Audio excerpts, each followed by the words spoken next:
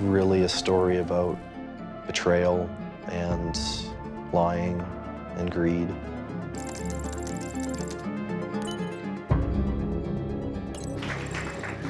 We're here to talk about Bitcoin. So, Gerald, starting with you. So I created QuadrigaCX in 2013, and we basically are now the largest exchange in Canada for buying and selling Bitcoin. Congratulations. Before Gerald Cotten died in India at age 30, nobody could get their money off the exchange. It's amazing that the biggest question I have is whether or not a person died.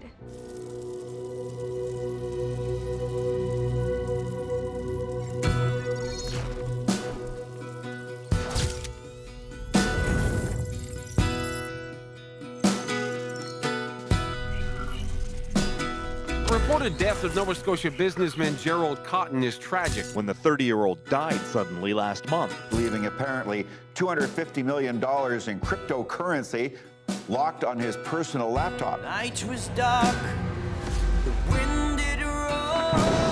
Sounds pretty bleak for investors trying to get their money. Cotton's widow, she doesn't know the passwords to her late husband's laptop. Creed and gold. Most of the money is locked away in cyberspace. Forever the loneliest road. This is a real mystery that's unfolding this morning. Right now, investors, they can do nothing. Something is tremendously fishy about this whole exchange of where exactly the CEO went. Conspiracy theories suggest Cotton faked his death. You'll find me gone, sick of dark, distant shore. Unless Cotton made arrangements. A dead man's switch would be something that Jerry would have had to have set up before he passed away. Investors are looking for answers. Where is this money? She's crying. Creed and gold, creed and gold, forever the loneliest road.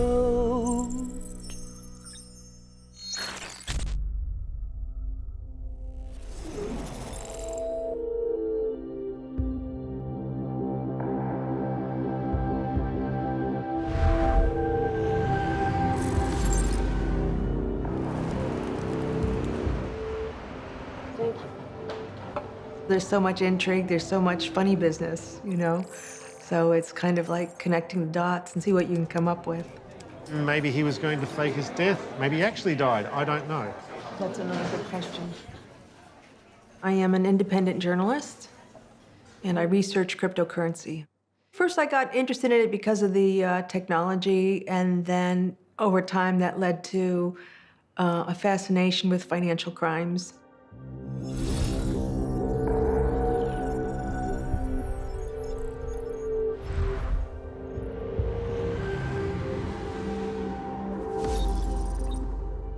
Joe! I'm a business reporter. I generally cover capital markets, but I've also kind of taken up this side hobby of writing about the sort of wacky world of cryptocurrency. I still sometimes just think about this story all this time later. What do you still think about? I don't know, there's so many crazy theories out there on the internet. I found out about Quadriga very early on.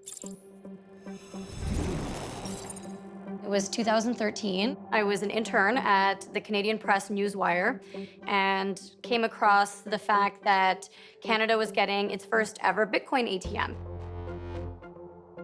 It's now up and running at the Waves coffee shop in downtown Vancouver. The virtual currency is traded in cyberspace and stored in a user's online wallet. And you go to a business that accepts it. They ring you up, you can scan a code on your phone, your balance goes down, and now you're enjoying your morning cup of tea.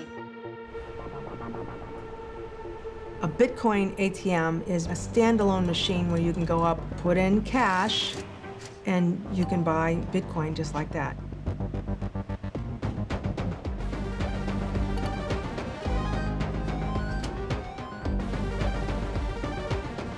Once you go through a Bitcoin ATM, you've got your Bitcoin, and then you can begin trading it on an exchange like Quadriga.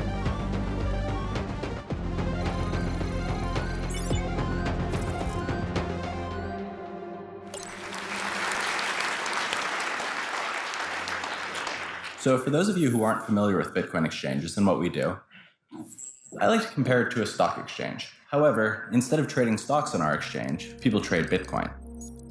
You have buyers and you have sellers, and they get matched and they transact with one another.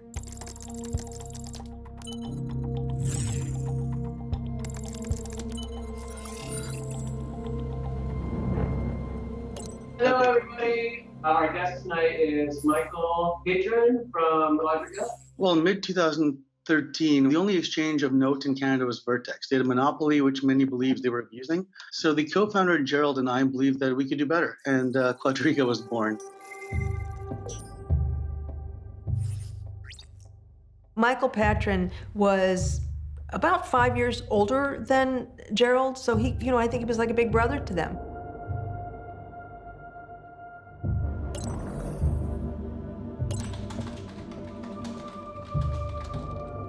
So he was one of the people that taught Gerald the ropes in this sort of business. As far as crypto exchange founders go, Gerald actually had a fairly public presence, presenting the image of a trustworthy businessman, of a trustworthy entrepreneur. And he was, he was speaking our language. Today we are joined by Gerald Cotten, the director of Bitcoin Co-op, the founder of QuadrigaCX.com. And let me paint the picture. Mr. Cotten looks probably exactly what you think an internet genius would look like. A young, attractive man. I was doing some research because I knew you were coming this week. To be honest, I got more confused doing the research. With Bitcoin, so it's just a string of numbers and letters sending a payment to another string of numbers and letters. And when I send a transaction, it's recognized by a bunch of other peers in the network. And then it's publicly recorded into the public ledger, which is called the blockchain. See, that's the cool part about Bitcoin. There's a public ledger. So you can actually see all transactions that happen in the Bitcoin network. Really? Ever, yeah. So it essentially removes the need for a central authority. It's like the bank. It's interesting that this all kind of came out in the sort of aftermath of the global financial crisis. That crisis made a lot of people stop and go, well, why are we trusting these financial institutions? Why are we trusting these banks? There's no need for a central authority because everyone is the central authority. Ah, right. Which is the beauty of it, because then you get rid of the fees and a lot of the borders and things like that. Right. But how does Joe Schmo get involved? Well, the first thing I'd recommend doing is visiting Bitcoin Co-op.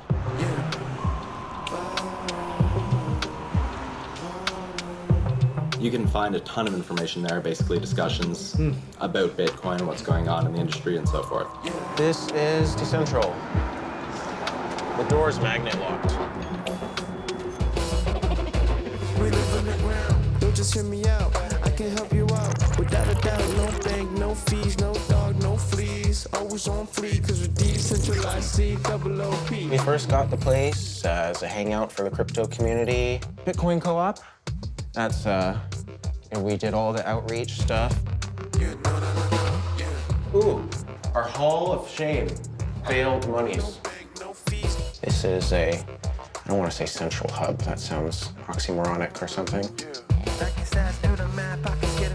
Quadriga, those guys, they came to the co-op offering basically to fund our outreach events. Like we got a table at Car Free Day, we gave away free coins to people. They got a lot of publicity through their associations with us. Every Monday night, we actually have our Bitcoin Co-op meeting. So we've had times when 50 people show up. Oh, yeah. And everyone's just interested in Bitcoin. I'd get to the meetups early, and Mike would be there. He'd walk me through trading concepts, and he just did this. And the same way I get excited about Bitcoin, he got excited about trading. He had money, and he was a confirmed good trader. You can look at him posting his public positions early on and making some really good calls. He was really nice, but so was Jerry. Jerry was really nice too. Always smiling, always happy. Hold that up to there. He helped my kids buy Bitcoin from an ATM, so there's still a video on YouTube of that. Okay, now click send Bitcoins. Yeah, he was a pilot for fun. And he was really just super friendly.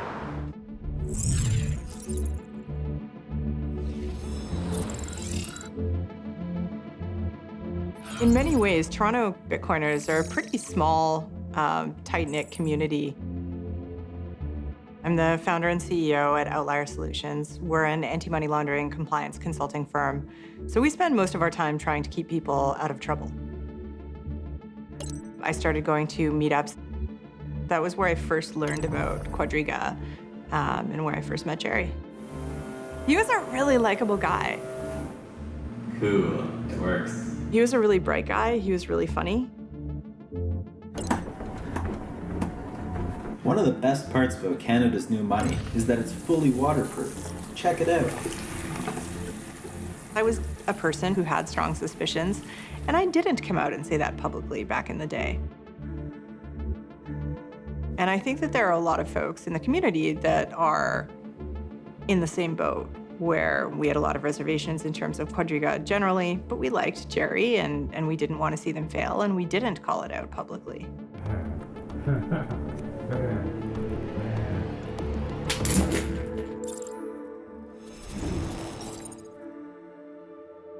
In 2015, the two other major exchanges in Canada went out of business, and that made QuadrigaCX the main game in town. You know, they were the big exchange at the time.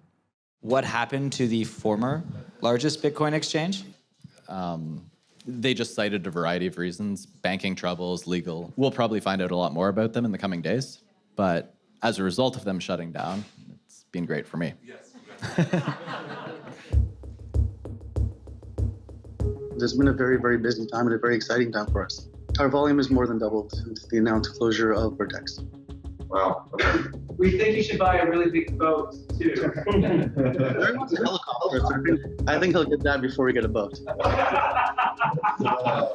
We have announced that QuadrigaCX will be going public.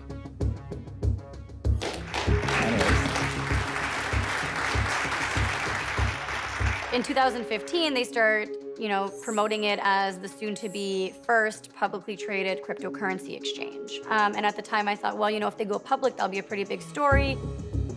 We have some plans that I am itching to tell you about, but they are amazing press releases, and I've been told to shut up about them. Michael Patron, he was kind of instrumental to this push to take Quadriga public. And then the effort to take Quadriga public ultimately fails. Patron says that him and Jerry have a big falling out. His involvement in the company ended, and he stopped knowing anything about the day-to-day operations of Quadriga. It does seem as though Mike had ceased involvement in 2016. It seems that way. Emphasis on seems.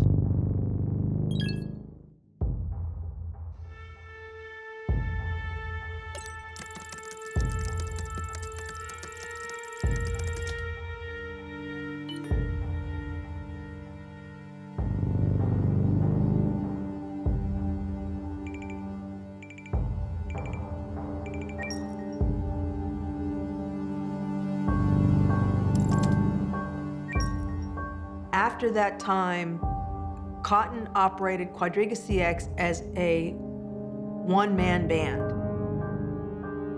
Maybe he didn't want to lose control. Maybe he kind of liked having this situation where he had total autonomy over this exchange and just so much power.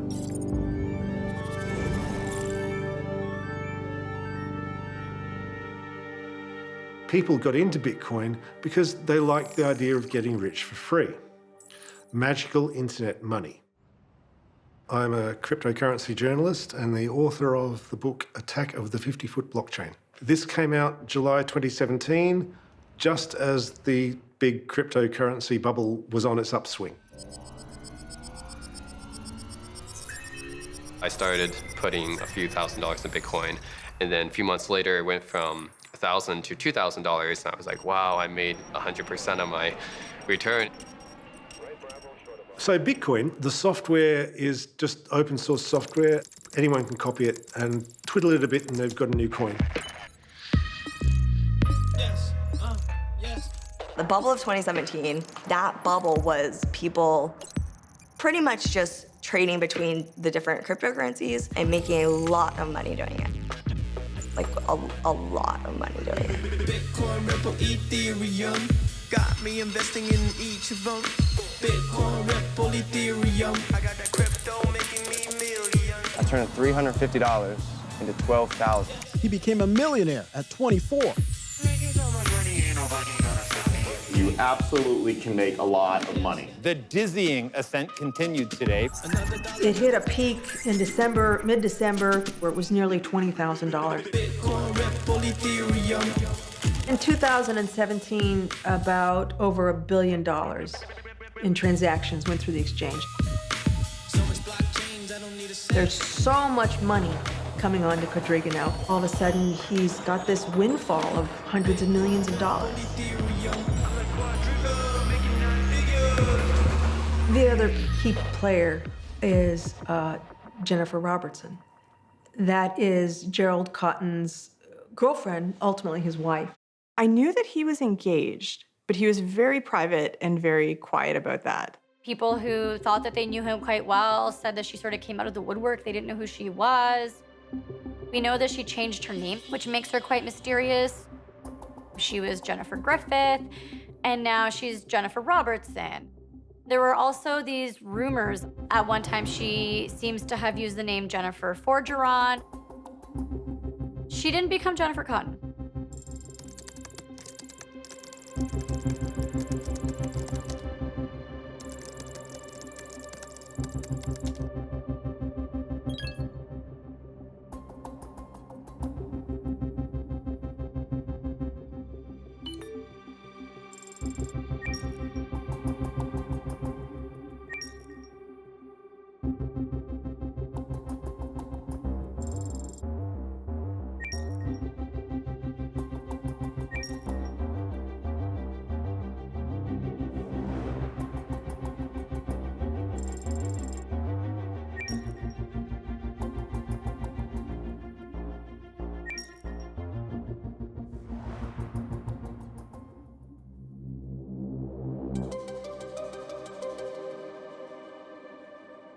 We know very little about Gerald's wife. Very, very little. We do know that Gerald was living a very lavish lifestyle, which included a lot of travel, the purchasing of at least one plane. Jen and Jerry lived a life of luxury. He had this 51-foot sailboat. We know that they had all of these properties together, all of these wonderful vacations, staying in these fancy-looking hotels. Mostly when we corresponded, it was electronically, and he was usually traveling somewhere. So I just got the sense that he was traveling and enjoying the work from wherever you are mentality. But definitely that there were also problems there. It's late 2017, early 2018. And the price of Bitcoin now is falling. The cryptocurrency has gone from hitting a new record price yesterday to nosediving today. You know, there's a lot of trades on the exchange. The platform can't keep up with the business.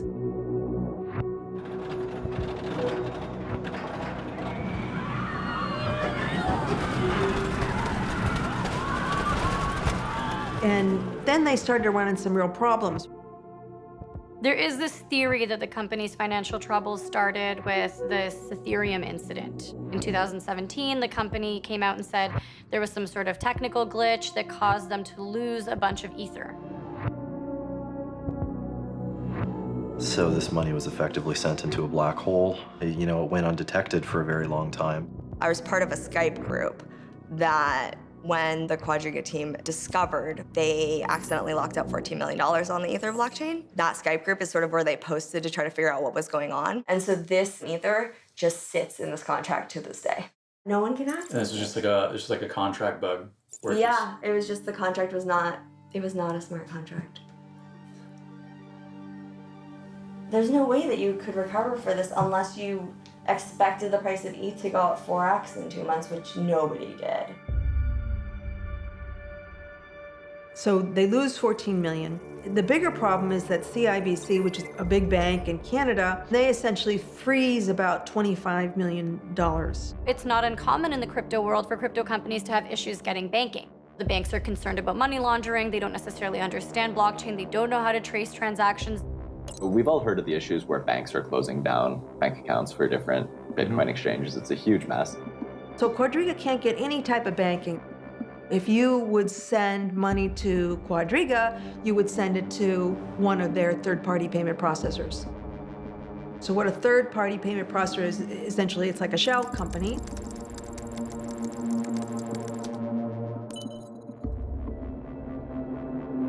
And they'll sort of funnel money through this web of accounts or shell companies. The CIBC funds, they froze them because they didn't know the source of the accounts.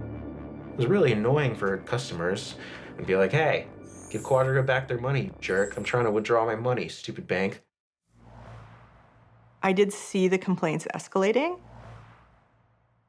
Because businesses in the cryptocurrency world have trouble maintaining a bank account, the idea that, okay, so your transaction might be delayed, your withdrawal might be delayed, is not that unusual.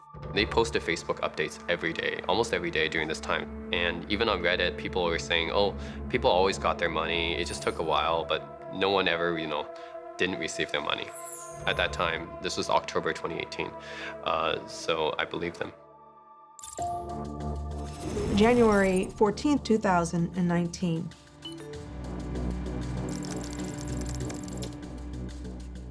I remember that morning quite clearly.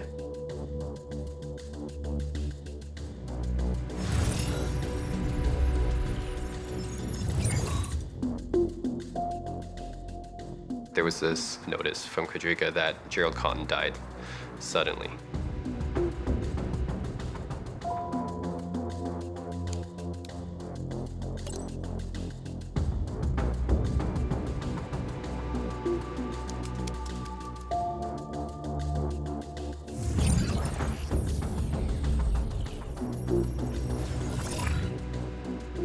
I was really shocked. I was really sad.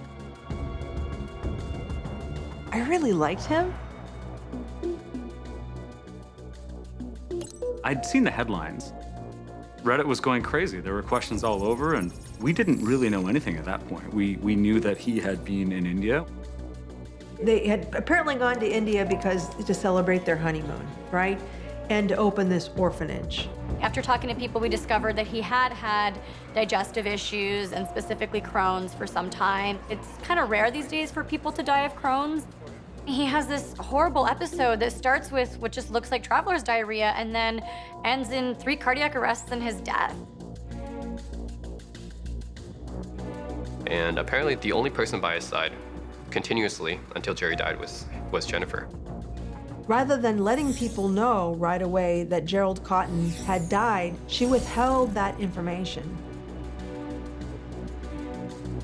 They've been operating for a full month after he died.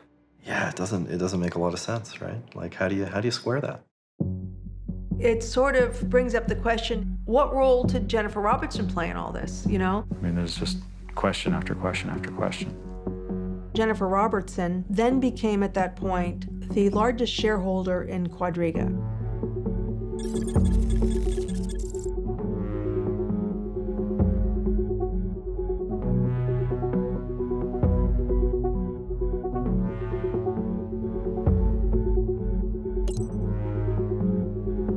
So then the sort of panic about withdrawals escalates. They put in limits, $50,000 per month. People were trying to get their money out, but they couldn't. It was obvious things were really bad. Suddenly the site goes down.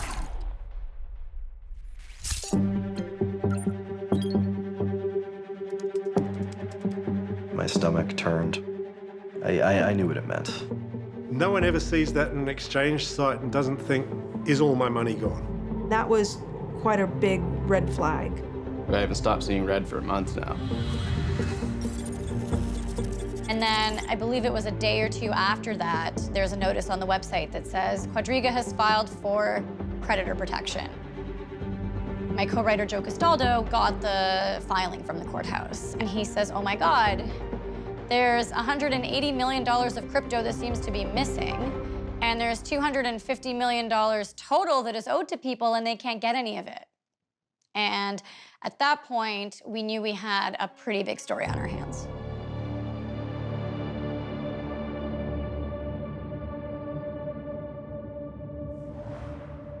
That moment when that notice appeared on the Quadriga website, that was sort of like, wow. This is when people really realized what happened. Panic, worry, yeah, just a cocktail of negative emotions. Yeah, I was just wondering, like, wow, this really happened to me. Unbelievable.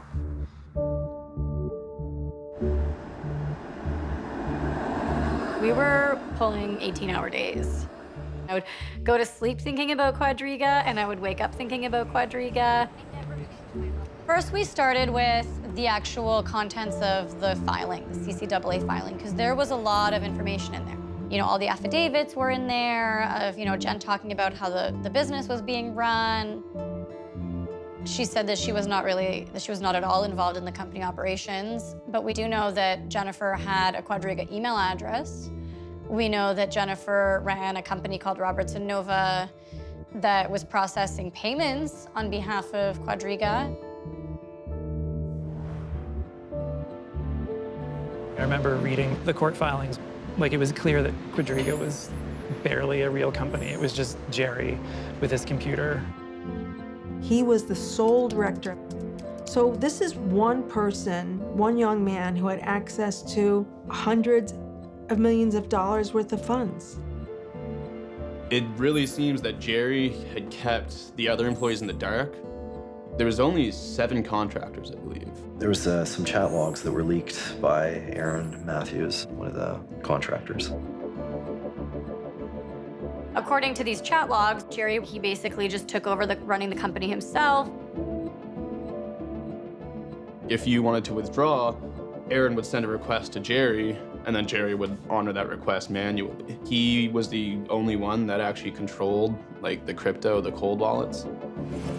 Your cold wallet, that'd be your bank vault that has $100 million in it. And then the hot wallet would be like the teller who has like 10 grand cash. So if you rob the teller, you're not getting all that's in the bank vault. If you lose the key to the bank vault, you've lost the gold bars. This is exactly how it works. If you lose that key, your coins are gone. It's not normal for an exchange owner to be the only key holder. I was very surprised to read about the keys. So the idea that no one else had access to any backups in any meaningful way. He was so diligent and he was so paranoid in so many ways that there would have been something somewhere.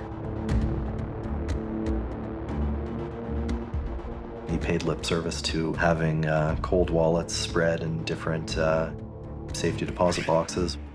We're obviously holding a bunch of Bitcoin. Yeah. So what we do is we actually store them offline in paper wallets in our bank vault in a safety deposit box, because that's the best way to keep the coins secure. And Gerald makes reference to a safe that he had bolted to the rafters of his attic. When the safe was investigated, all that was found were four holes. So where's the safe?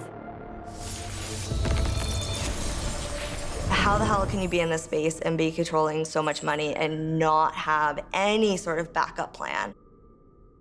Was there a contingency plan that failed? Was there perhaps some plan, such as a dead man switch, for example? Dead man switch is a mechanism a coder could set up. Say if Jerry didn't put a password in for 30 days, then, you know, his private keys would be sent to someone who can take care of it. And if there was no plan, why was there no plan? Was it hubris? Was it Jerry thinking that he was invincible, that nothing could happen to him? Was it because Jerry didn't feel that he could trust anyone?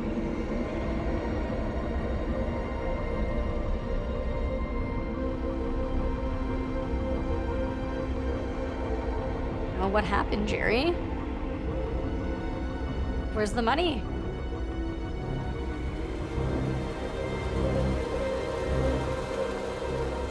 I certainly have a lot of empathy for people who lost money in Quadriga.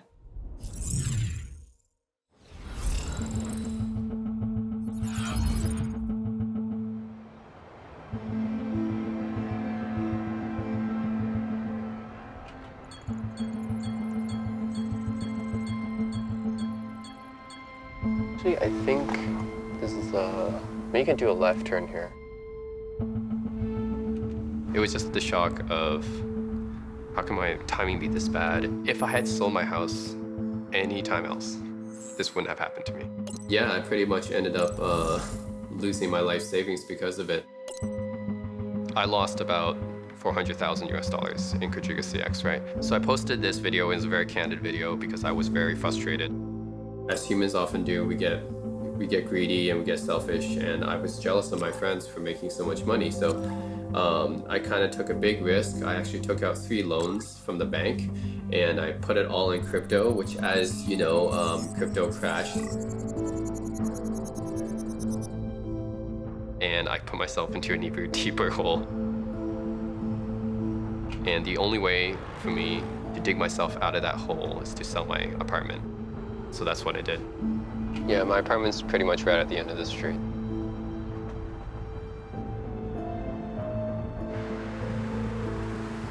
I was in the west one, which is this one right here, 5th floor.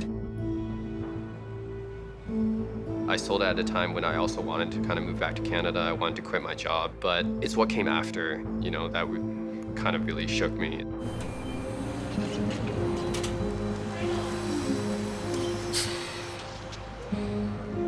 I was looking for an alternate way to move my money from US to Canada, and why didn't I go through the bank? Well, the bank usually charges a 1 to 2% commission, but QuadrigaCX had a 10% premium at the time. Be sure to visit QuadrigaCX.com, Canada's best Bitcoin exchange. This is what I thought cryptocurrency was invented to do, is to easily move money between different places, right? Global withdrawal options, including direct payments to any Visa card worldwide. Quadriga definitely knew how to pull people in. You'll never have trouble moving funds into and out of your QuadrigaCX account. Canada's best Bitcoin exchange.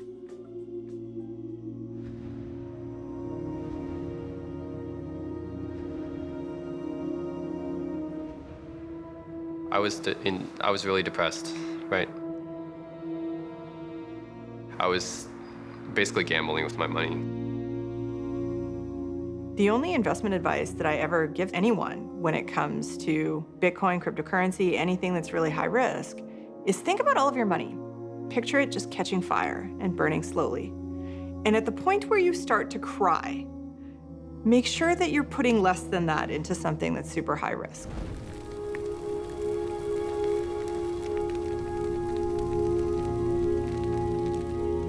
Most important thing, all viewers, anyone watching this has to know, is not your keys, not your coins. Never leave all your money on the exchange. Where people run into danger is where they try and turn their Bitcoins into more Bitcoins by using their Bitcoins.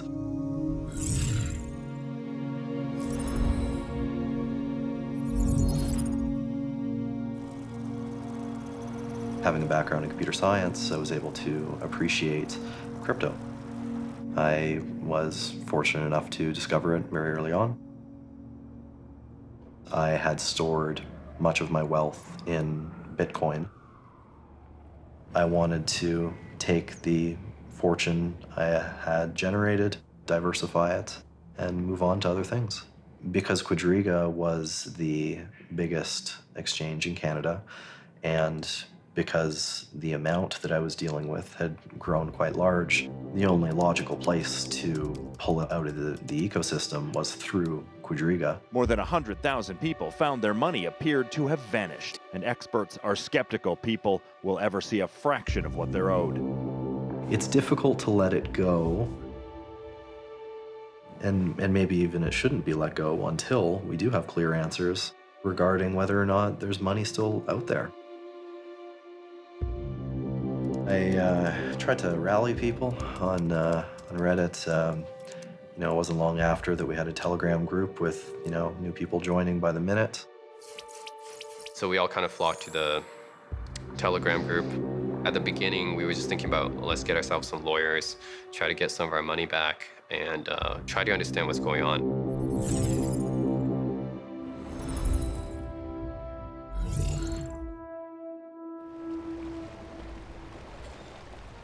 So then Joe had the bright idea to go and track down the will.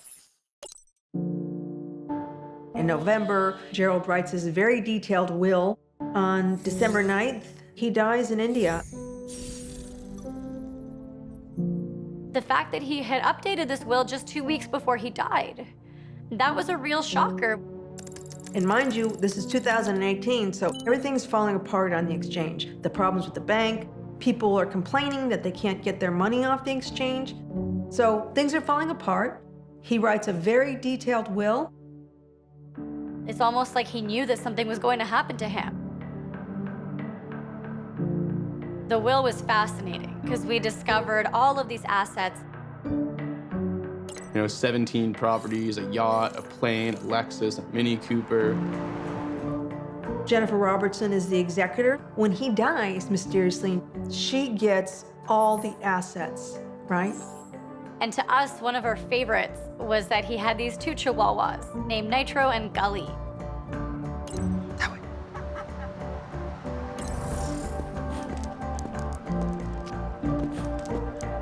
He had left this sum of money, this $100,000 trust, for the care of these 2 chihuahuas in the event that Jennifer doesn't survive him. Nitro and Gully. I hope they're doing okay. I do. Just how meticulous he was about laying out what was going to happen to his assets, even his dogs, after he died, and yet compare that to the mess that Quadriga was. It was crazy. The cryptocurrency confusion is attracting a growing number of lawyers and accountants suggesting they can sort it out. Ernst & Young were brought in to be the monitors on the CCAA protection, which is the stage before bankruptcy.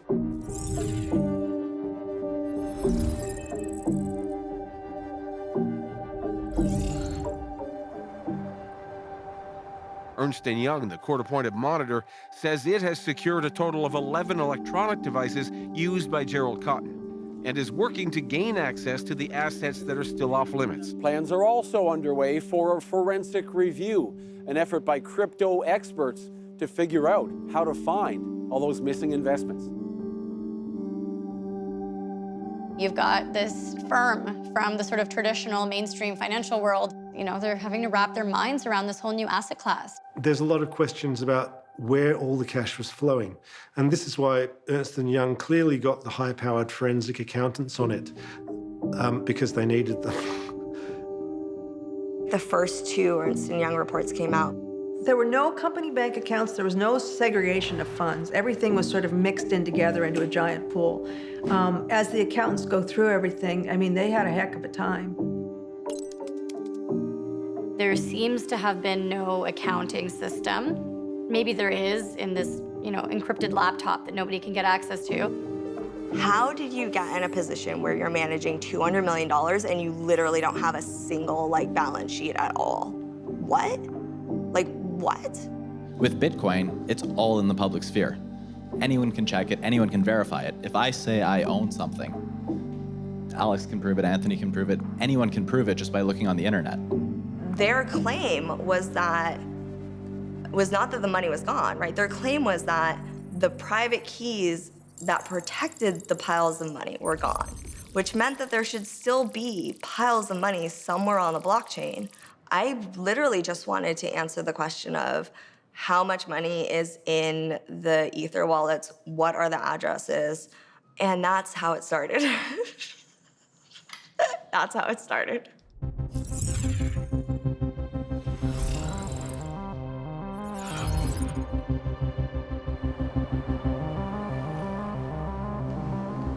I am the founder and CEO of MyCrypto.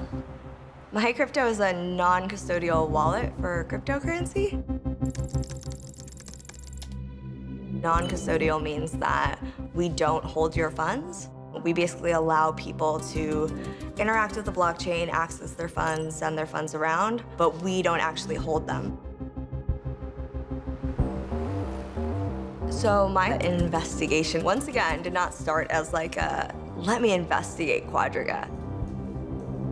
Basically, my plan was spend a couple hours, find the addresses, I'll post them on Reddit, and move on with my life. There are just so many transactions like 700,000 transactions. And so one trick that I use is that it'll just automatically color the addresses. The red address is the one that we're analyzing. The blue is Quadriga's 2016 address, and then it'll change to green and then purple.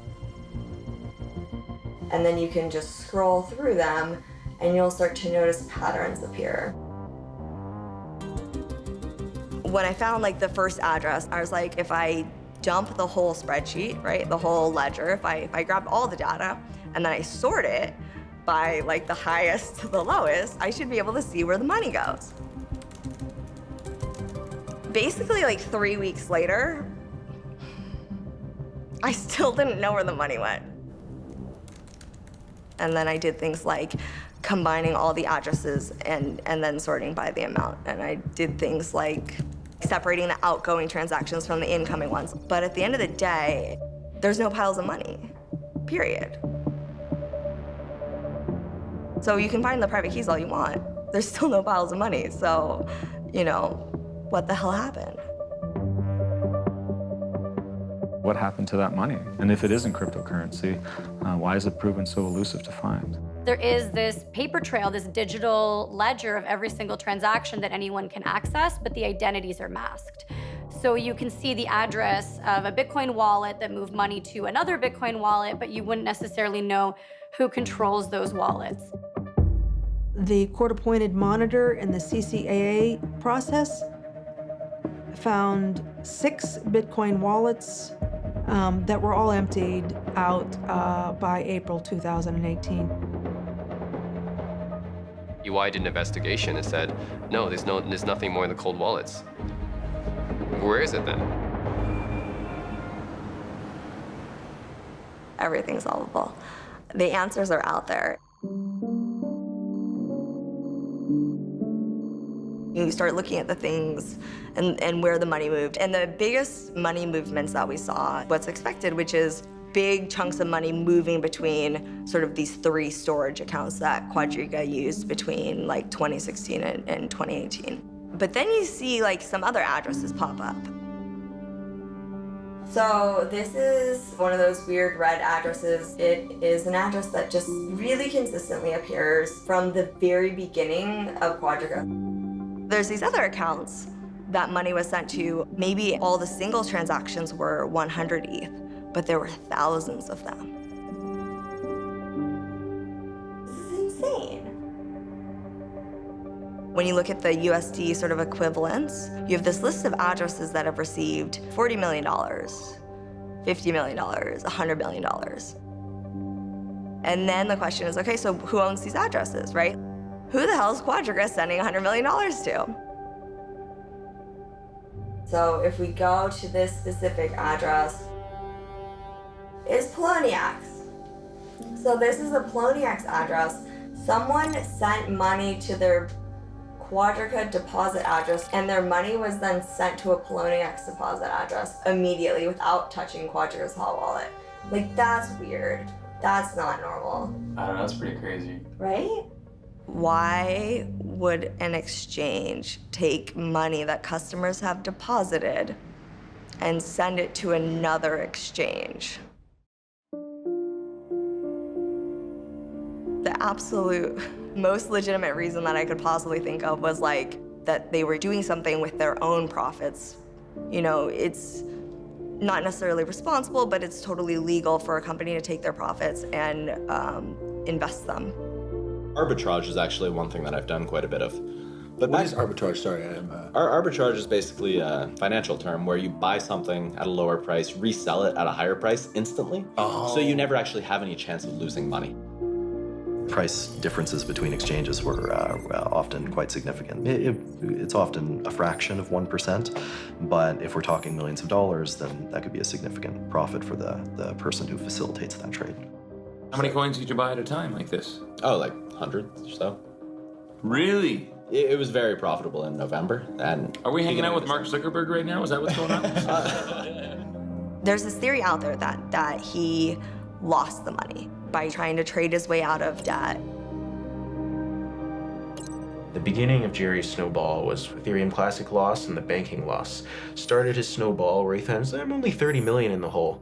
I bet if this gamble pays off, I can recuperate. No one will ever know it happened.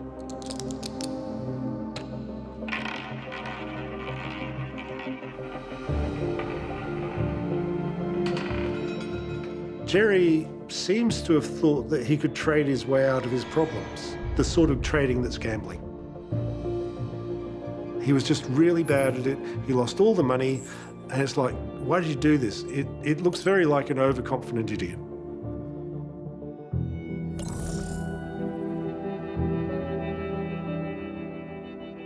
I'm not convinced that he's a bumbling idiot, because if you're operating an exchange, there is opportunity to do a whole bunch of nefarious things.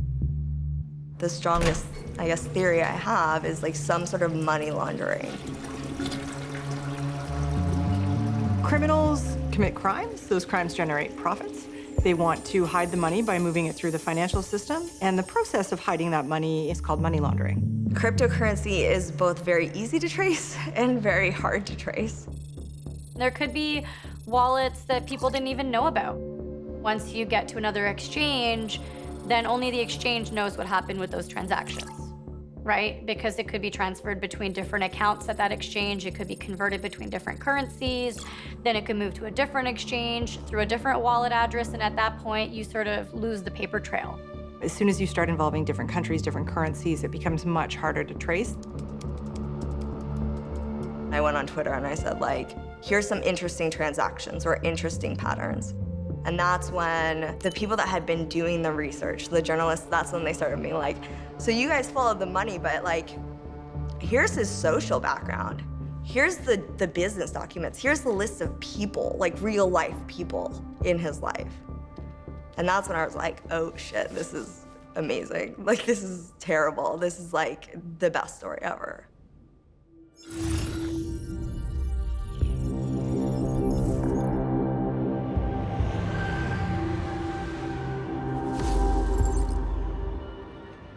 The internet was filled with all these rumors about Michael Patron. Yeah, 'cause those rumors were very persistent. I don't know, I was very intrigued by it because I looked up Michael Patron and I saw that he graduated from university or something. So I just emailed the school to find out, like, hey, did this guy actually graduate? And they said, we have no record of somebody with that name. I was like, okay, if that's not adding up, there must be something more going on here. I've been working with digital currencies since about 2003. Everything okay? Someone at the time had posted how he was actually this money launderer, or that he was an identity theft, and that he actually went by a different name, which was Omar Dhanani. Omar Dhanani is a guy who served time in prison in the United States for his role in an identity theft and credit card fraud ring called Shadow Crew. And the service that he provided to Shadow Crew members was a money laundering service. So Shadow Crew gets busted by US authorities. And he was sentenced to 18 months, and it does look like he served close to that sentence. And then we've managed to obtain the booking photo of Omar Dhanani from the Passaic County Sheriff's Office in New Jersey, where he was taken in on his Shadow Crew charges. And we tell Michael Patron, look, we have these 2 photos of you. And I mean, they're of you. Close to 15 years had passed between those 2 photos, but it's still very clearly the same person. He's got the same facial features. You can see there's some kind of like scar or pockmark or something kind of on his forehead. And so he asks us to send him the photos. So we oblige, we send him the photos. Yeah, he told us, while I obviously disagree with your conclusions, I have to wait for counsel prior to responding more thoroughly, which is unlikely to happen before your deadline. Bye-bye. Bloomberg went and found the actual name changes. He went from Omar Danani to Omar Patron and ultimately to Michael Patron. So his name is Michael Patron, that's his legal name, but he is the same guy who was Omar Danani, the convicted hacker. And we had even asked him, remember? We said, are you Omar Danani? And he just said no. A man of mystery, I guess.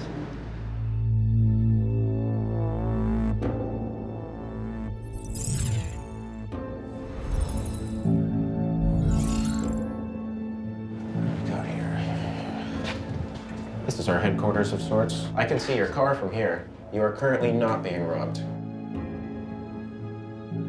I knew Mike better than Jerry. Some people will call him a huge tough guy. One time, his dog got hurt. He practically cried. Teeny little dog. It was kind of humorous to me. Like, wow, his gangster view. I think that's probably a lot of people who do bad things. People are very complicated. Like, I heard accusations about identity theft. You know, when I told him, you have to tell me the truth, your name, what you've done. And he just refused to be honest with me. So I just said, we can't be friends anymore. How do you get to a point where this individual, who's definitely known to police in Canada, is responsible for people's money?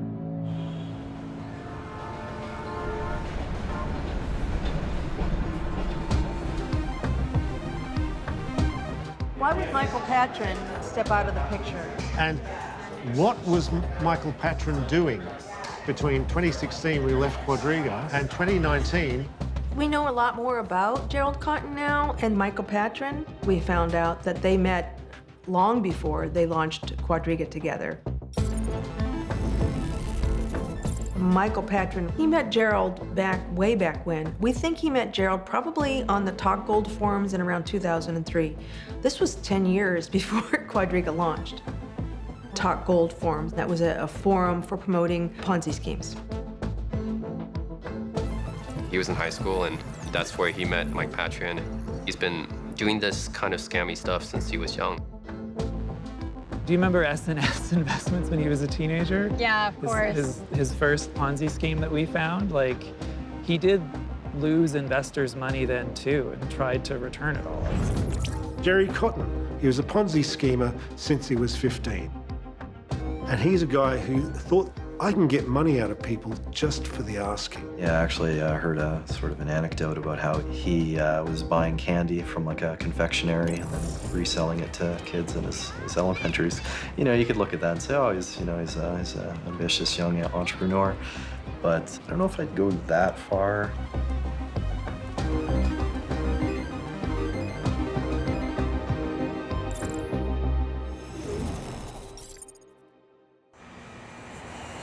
After his release from prison, we know that Omar Danani was deported to Canada and then registered a company called Midas Gold. It's basically an exchanger for Liberty Reserve, this very large black market bank. So he gets back into moving money again, because that's what he knows best.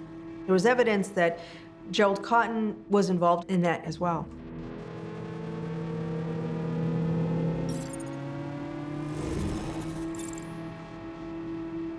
And then Liberty Reserve, of course, gets busted. So that's done with. So what next? Well, suddenly, Cotten and Patron appear in Vancouver in the Bitcoin, community. With Bitcoin, you basically get rid of that large corporation. So I was really, really fascinated with that technology.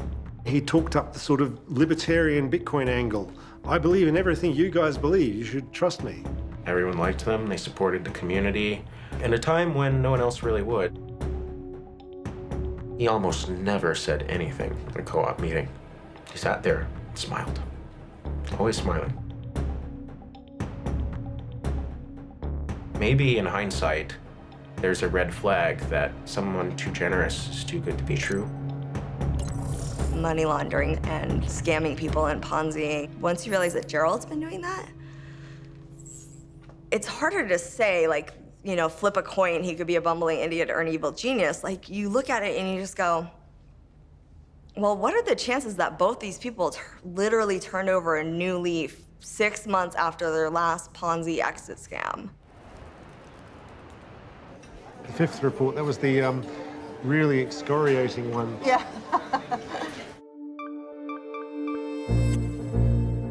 We have found out later through Ernst & Young, Gerald Cotten was setting up fake accounts on the exchange. 14 fake accounts, things names like R2D2. And C3PO. So if you would send money to Quadriga, what you would see in your Quadriga account would be not real Canadian dollars, but what were called quad bucks. QuadrigaCX bucks. This was kind of an in-between currency. They weren't real dollars. Now, the problem with that is you can make money out of nothing. He was funding these accounts with fake crypto, fake dollars. Okay, now scan the QR code. Bitcoin ATM, they're great tools for money laundering. If you didn't want to have a financial trail, you just go in and feed that cash, and it was hooked right up to the exchange.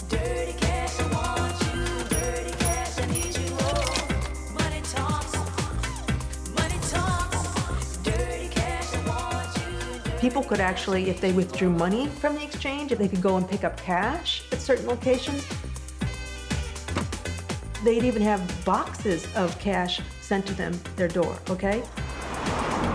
Shoe boxes of cash delivered. That's a tip-off to some funny business right there. According to court documents that we have from Ernst & Young, Gerald Cotten would direct these third-party payment processors or shell companies to funnel money directly into his bank account and the accounts of Jennifer Robertson. Oh, that's great. The stove full of all the unpaid checks. That's just fabulous.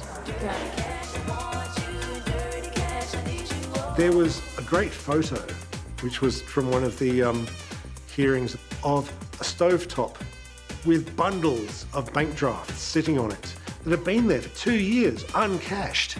People were sending them money in 2017. They never even banked it or cashed it in any way. It's like, how does that work? It was some sort of money laundering chop shop. We take steps to make sure that people aren't laundering funds through our system.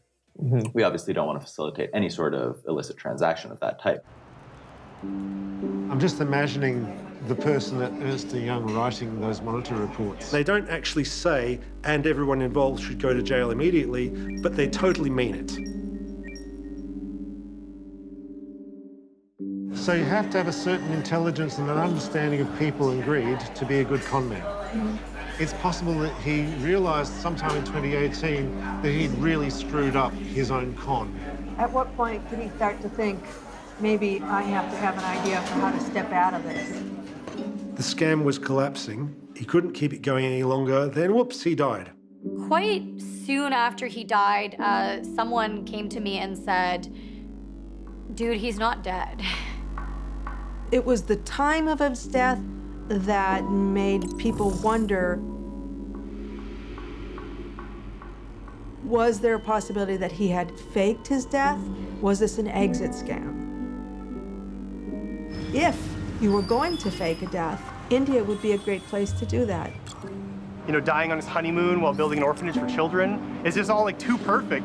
It's so nice that it's a red flag for me. He's building an orphanage, okay, well, maybe he's a philanthropist. And then I kind of ran that by a couple people, and they said, no, we never really knew Jerry to have this sort of charitable side. Everything was falling apart in the exchange. It was at this point where make or break. And we have seen exit scams in the cryptocurrency world before.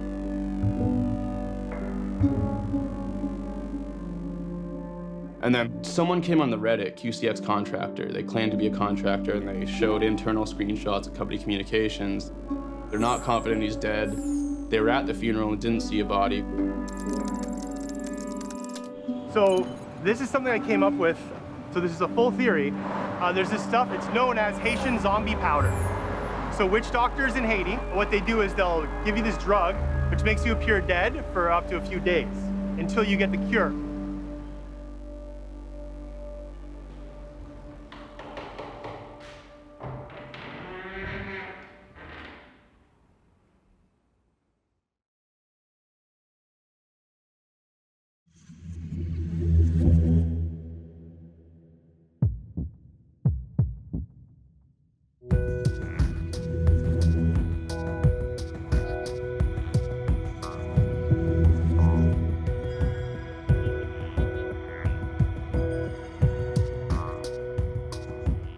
conspiracy theorists on the internet are like, he's definitely alive. Like, no, everyone is like, we don't know if he's dead. We don't know if he's alive. Flip a coin. The rumors were quite rampant that perhaps he had faked his own death. People had dug up old news reports from other parts of India with fake death rings.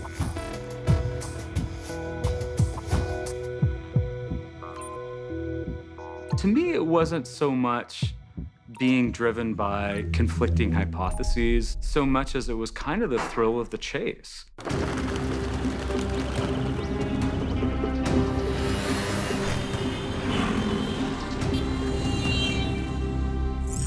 It was my assignment to go to Jaipur and try to piece together what happened in his final hours. The first task was to find the death certificate. We hopped in an auto rickshaw and made it to the registrar's office, which was small. There were desks and shelves that were just stacked full of papers. And the next thing we know, they had pulled up the actual death certificate, and they said, would you like a copy? And we said, sure. And I just remember I was working with a local journalist who speaks Hindi, a local fixer, and just high-fiving, like, wow, this is great, we got it. And this, this is happening. The death certificate had his name spelled wrong. It was Cotten with C-O-T-T-A-N. That death certificate came from the official computer of the registrar. And it confirmed the address of the deceased at the time of death was the Oberoi Rajvilas Hotel, which is the most expensive hotel in the city. We got on another auto rickshaw and we traipsed across the city to the Oberoi Rajvilas. This place was built sort of as a modern-day palace. Very, very large, sort of verdant grounds. It's quiet, there's peacock calls. I'm not sure there are that many guests who show up at the Oberoi Rajvilas in an auto rickshaw. But they let us in, and then we said we'd like to speak with the general manager. He just said, it was very sad what had happened, and he didn't want to speak about anything else. And so that was that. We weren't able to entirely piece together their itinerary. They landed in New Delhi, and then they went to Jaipur. And we did know that their next destination was Hyderabad. They had said that they were going to open an orphanage. And a picture had emerged on Reddit showing this orphanage. And so the question was, is the orphanage real? Does it exist? And indeed, it did exist. With their names on the red sign, and their names were inside as well. Their plans were to spend 2 hours there and turn around and leave. 2 hours was a relatively short amount of time to book for something like that.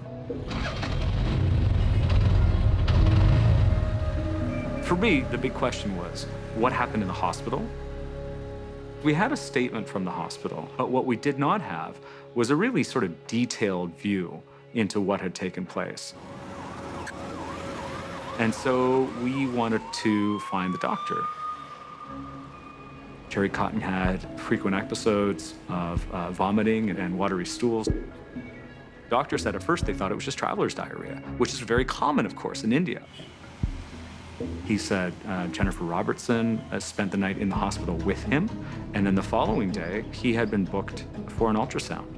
As he was booked for the ultrasound, he started experiencing what the doctor described as restlessness and a shortage of breath. They were worried about a rupture or something else in his intestine. Things went downhill very, very quickly. He had a heart attack. He was revived.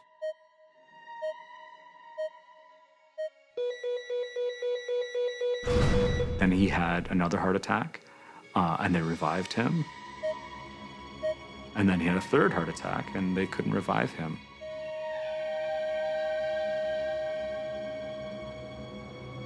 And he died within about 25 hours of them touching down in Jaipur. He died within about 25 hours of them touching down in Jaipur. dramatic. When it's coming out both ends, it's almost always an infection. What Crohn's disease is, it's when the immune system is inappropriately turned on and causing damage to the bowel. From the story that we heard, it sounded as if something catastrophic happened, like he had a perforation in his bowel and then an acquired infection. The doctor seemed quite troubled by the whole thing. He said he made clear that he'd been running through this again and again and again.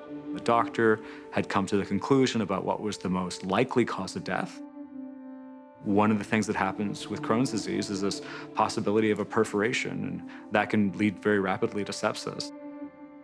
Now we're assuming that's what happened there. He may have just had a cardiac arrest. It is obviously very uncommon that someone at that age, without any other cardiac or respiratory problems, would have not survived that event. But if they weren't properly resuscitated, and certainly that something like that could have led to one's demise. I spoke with the police. He said, as far as I'm concerned, this was a natural death. There was no autopsy. Why was there no autopsy done? You do that in a case where there are suspicions about what might have happened. I actually even showed Dr. Sharma pictures of Gerald Cotten and said, is this the guy? And he said, yes. And everywhere I went, anyone that had a record of Gerald Cotten had photocopies of his passport as well. I certainly didn't meet anyone who thought that the death was faked. It was a tourist that had died, and at the time, nobody had really asked any questions. I suppose if you look at this stripped of all the questions that emerged later, you can look at this as just a horrifically sad 24, 48 hours for a newly married couple.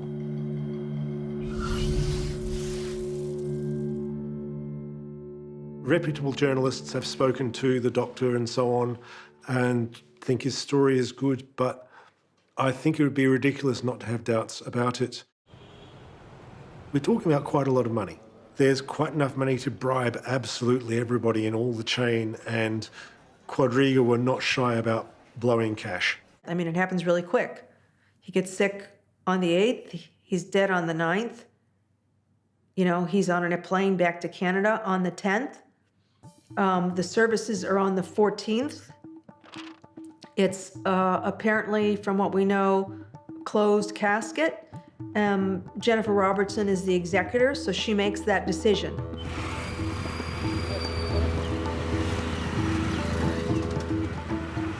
There were a few more questions. One was, what had happened with the body? Because it was a closed casket funeral, and so people were asking questions. Well, was there actually a body? What's happening? And so we also wanted to speak with the embalmer.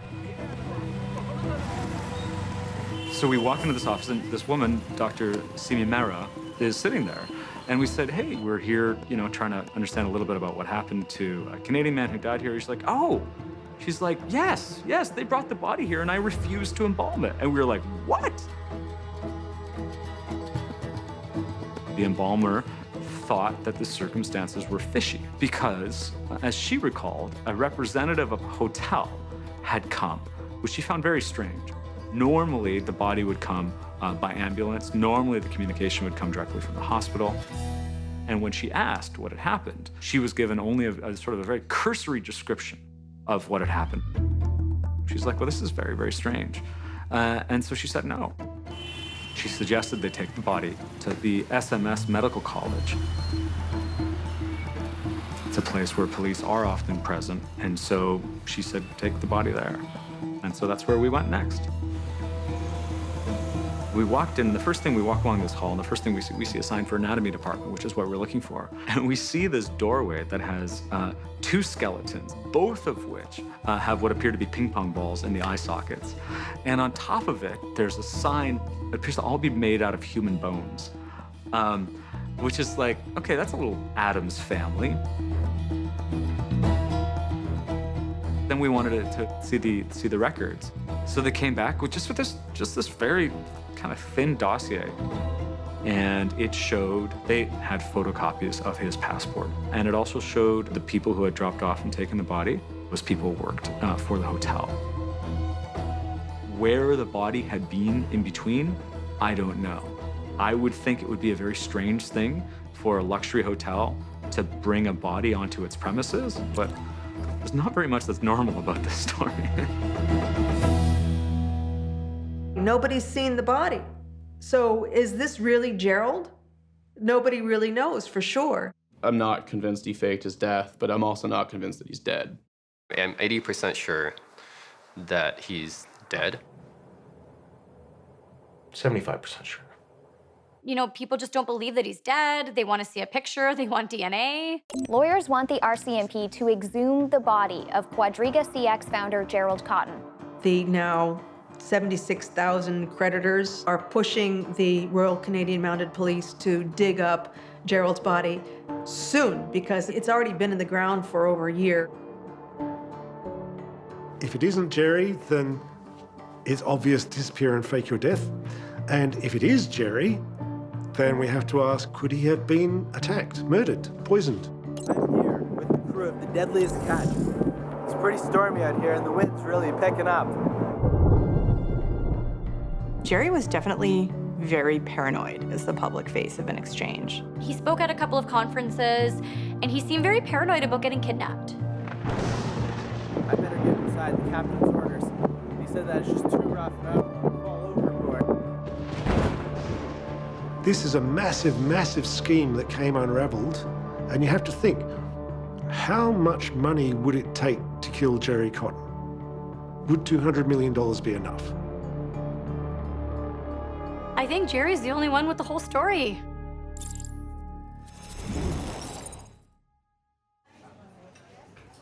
There's so many open questions, you know, it's just a beautiful example of the rampant fraud and scams in the industry. A lot of people are still convinced that, you know, they took the money and ran, but I feel like after that OSC report came out, it's pretty clear that the money has already been long spent, is gone.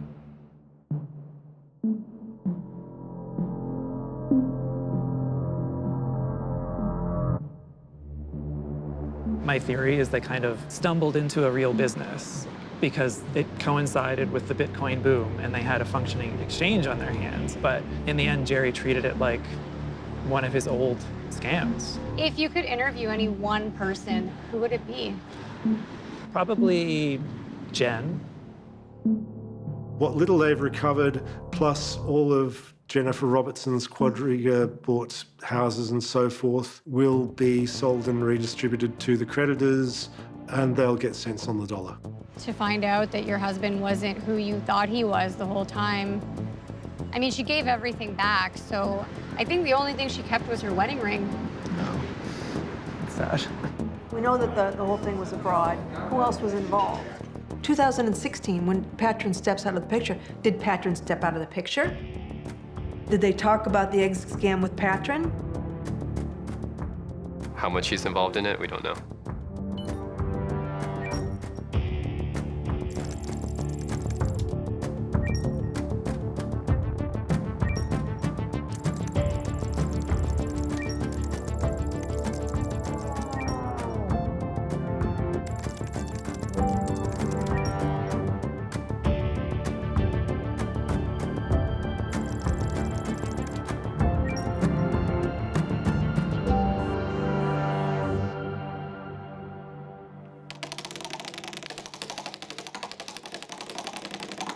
I don't buy the story that the money's gone. There's somewhere around $100 million that's just unaccounted for. It just, you know, sent in directions that are difficult to continue following. I think that someone still breathing has control over it. And so long as that person continues to breathe, there's a chance that they made mistakes. If all of the clues live on the internet, and if all the insights come from the internet, then the person that's most equipped to solve it is someone who really deeply understands the internet. People are looking for answers and people want justice, and that's, I think, what most people in the Telegram group want. It's not just their money back, but they want to see justice served. You cannot have a $200 million fraud just happen and everyone go, lol, whatever. It's not just regulation, it has to be effective regulation. And part of it is, I think we need more and better enforcement. If someone is getting punched or stabbed or shot, that's going to take precedence over somebody losing a few dollars or many dollars. And I understand that. But on some level, if we never investigate these things, if we never prosecute these things, they're going to keep happening.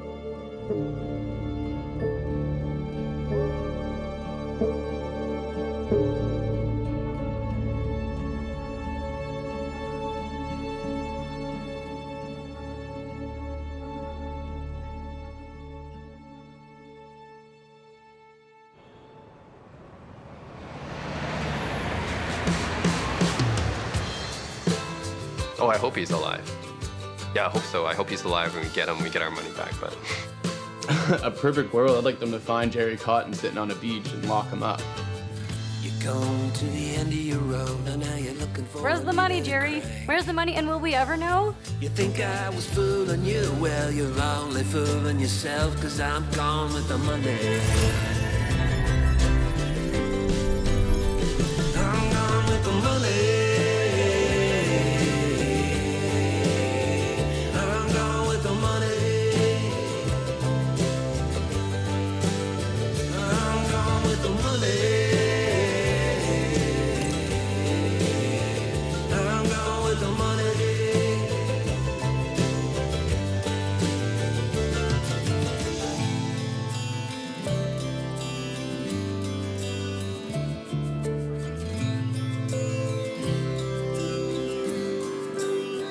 You were looking for the gold. Now you're in the hole.